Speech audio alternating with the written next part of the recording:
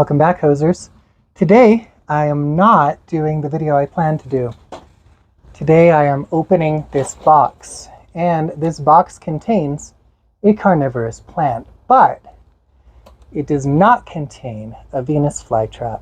It does not contain a pitcher plant. It does not contain a sundew. Up until 2005, we did not know that there were this type of carnivorous plant. We were not sure. It was suspected that they could be because they had all the parts that they needed to be carnivorous, but folks weren't sure. And so in 2005, it was discovered that they do in fact possess an enzyme that allows them to break down prey and digest their nutrients, which means they're officially a carnivorous plant. So that's what we're going to be doing, is we're going to be opening this box from Carnivorous Plant Nursery. In this box is my very first of this type of carnivorous plant, and hopefully if I'm successful with it, it won't be my last, but I'm really excited. So let's open this up and see how it arrived. Now, the type of propagation that we can do with these plants is kind of limited. They don't reproduce well from seed. There aren't a lot of ways to do cuttings from them. And so what we get instead is something called a pup. So that's what would have been sent to me. So this is not specific to this plant. All right, and the plant is taped to the inside of the box. It's well secured. Aw, it's adorable. Cute little thing. Now, adults of this species can grow leaves that are between 14 inches and 2 feet long in adulthood, so it's not going to remain tiny. Ooh, I should use my scissors. But for right now, because this is a pup that was detached from our mother plant, it is tiny. And the species is Brocchinia reducta. It is a type of bromeliad. And when I said to one of my biologist friends, oh my gosh, I'm so excited, I'm going to get a carnivorous bromeliad, she said, a carnivorous what now? Because there still aren't a lot of people outside of botany that know that's even a thing that can happen. It looks like this plant came shipped in a mix of sphagnum peat moss and perlite, which is one of the ways that I've researched that they recommend potting these up. So this is good. I have also heard that they can do all right in a mix of sphagnum moss and perlite or just straight sphagnum moss. So if you don't like using peat, this is possibly a good plant for you. But on the downside, these guys are really expensive. This little plant, this plant that is shorter than my finger, cost me just under $30. And it was one of the cheaper ones that I could find on the internet. So if you want a Brocchinia reducta, you can expect to pay probably between $30 and $80, depending on the source. All right, and here is a close-up view of the plant, because I know you couldn't see it very well when I unboxed it. And right now, I'm going to just accept that it's not much to look at. Bromeliads are, well, they can be very lovely plants. You can find bromeliads for sale in the grocery store. Just little cheap $2 to $5 plants with large modified leaves that look a lot like flowers. And, you know, they're gorgeous. This one, Brocchinia reducta, is not going to have big, beautiful flowers like those ones. This is going to be more of, well, they have very small flowers, and that is probably because of where they grow. The soil is just really poor in nutrients, which is, of course, why they developed carnivory in the first place. They're supplementing the poor fertility of the soil by getting some nutrients from animals that fall into their pitcher. And I've heard they can also use rotting plant matter that falls in. So they're not terribly picky about the rotting material they get their nutrients from. And the way these catch their prey or collect their living tissue, however you want to think about it, is that as they grow, they develop a reservoir, a single pit trap reservoir for water, kind of water barrel in the center of the plant. Now, one thing that's true for, I think, just about all bromeliads is that as they grow from that center point, which means that flowering tends to be the termination of a bromeliad's life. So if your bromeliad flowers, it doesn't matter if you cut the flower off or not, it's probably going to not last a lot of time after that. Now, if you're watching this and you're like, oh my gosh, carnivorous bromeliad, I want to get one. Now remember, these are kind of ridiculously expensive. Buy a little cheap bromeliad from the grocery store.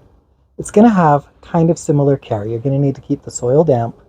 It's going to be a nice moisture retentive soil like this.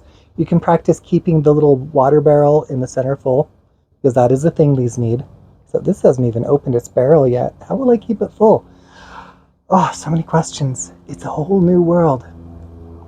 But practice with a cheap one. Raise it until it pops. When you have 5 or 6 of those bromeliads and they're all alive, then spend your money on this. You'll be glad you did. I've grown both terrestrial bromeliads, so bromeliads that grow in dirt, as well as epiphytic bromeliads, or bromeliads that grow attached to trees. And so I feel like I am ready for this plant. And it's okay if you're not.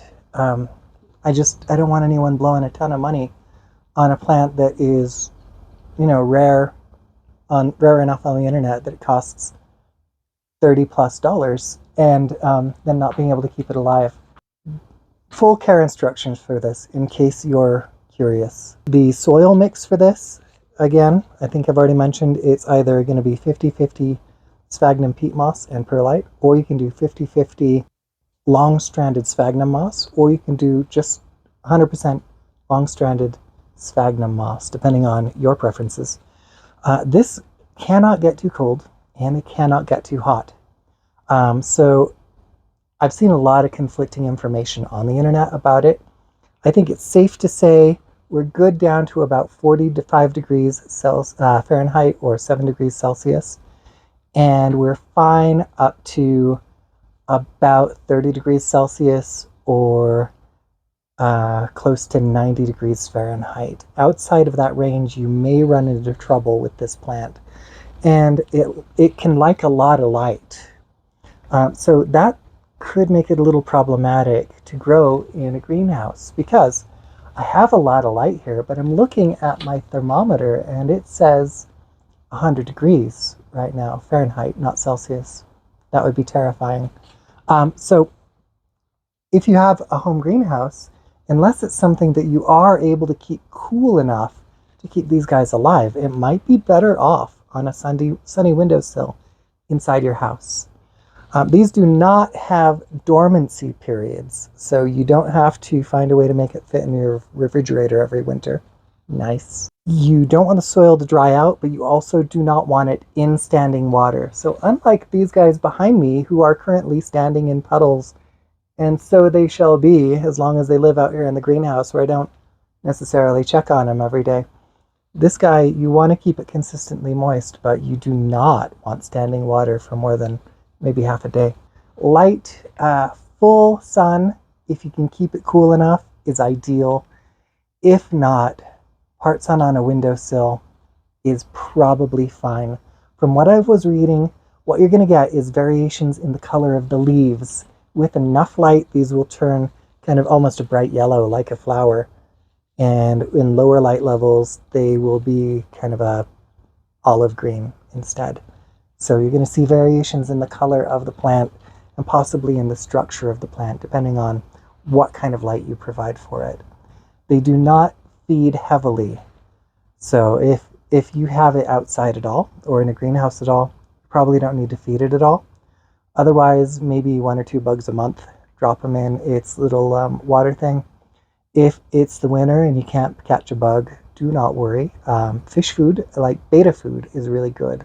because betas are a really carnivorous fish. So those little beta pellets, if you drop one or two of those little beta pellets down in its water tank, it will be able to absorb the nutrients from that breaking down. So that should be fairly simple. There are some liquid fertilizers that you can use a couple drops of if you use them very sparingly, but you can burn your plants that way. So unless you're really confident with that, steer away from that path. I am really excited to keep you updated with how this grows. Like this video if you like this video. Subscribe to my channel if you too have caught the carnivorous plant bug.